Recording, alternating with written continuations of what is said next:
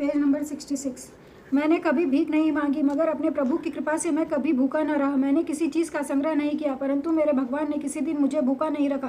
भागवत स्मरण करता मैं फिरता था। 12 वर्षों तक मैंने अनेक तीर्थों का भ्रमण किया। इसके बाद मैं घूमता फिरता गंगा नदी के तट पर पहुंचा, गंगा स्नान किया। इसके बाद एक पीपल के वृक्ष के नीचे बैठकर मैं जप करता था, जप ध्यान से करता था। गुरुदेव ने आज्ञा की थी कि खूब जप करना। मैंने जप नहीं छोड़ा। गुरु ने कहा, प्रभु दर्शन दे तो भी जप छोड़ना नहीं। गंगा किनारे 12 वर्ष रहा।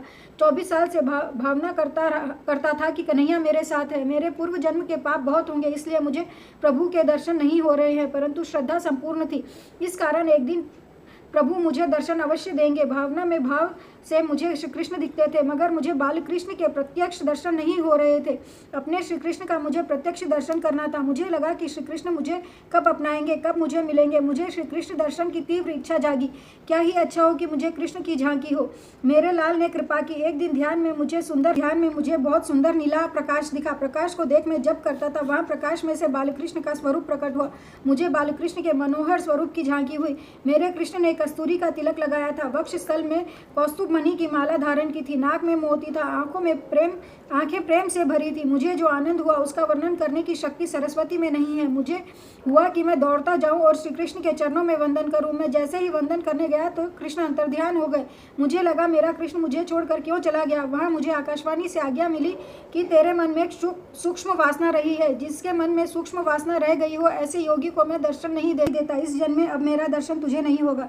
यो तो तेरी भक्ति से प्रसन्न हुआ हूँ। तेरे प्रेम को, भक्ति को पुष्ट करने के लिए तुम्हें दर्शन दिया है, परंतु तुझको अभी एक जन्म और लेना पड़ेगा। अभी तेरे बहुत से जप बाकी है। अगले जन्म में तुझे मेरा दर्शन होगा। दृष्टि और मन को सुधार। सतत विचार कर कि मैं तेरे साथ हूँ। जीवन के अंतिम श्वास तक करना। जप भजन बिना भोजन पाप है। सत्कर्म की समाप्ति नहीं हुआ करती। जिस दिन जीव की समाप्ति, उसी दिन सत्कर्म की समाप्ति। इसके बाद मैं गंगा किनारे रहा। मरने से पहले मुझे अनुभव होने लगा कि इस शरीर से मैं जुदा हूँ। जड़ चेतना की ग्रंथि छूट गई। जड़ और चेतना की, शरीर और आत्मा की जो गांठ लगी है, यह गांठ भक्ति के बिना नहीं छूटती। शरीर से आत्मा जुदा है, यह सब जानते हैं, पर उसका अनुभव कौन करता है।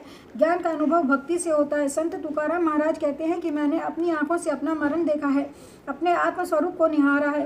मन ईश्वर में लगा हो और ईश्वर स्मरण करते करते शरीर छूट जाए तो मुक्ति मिलती है। मन को ईश्वर का स्मरण कराने के लिए जब बगैर कोई साधन नहीं है। जब जीभ से जप करो तभी मन से स्मरण करना ही चाहिए। सारा जीवन जिसके पीछे गया होगा वही अंतकाल में याद आएगा। अंतकाल तक मेरा जप चलता रहा। जप की पूर्णाहुति नहीं होती, भजन की समाप्ति नहीं होती है। पेज नंबर 66 समाप्त।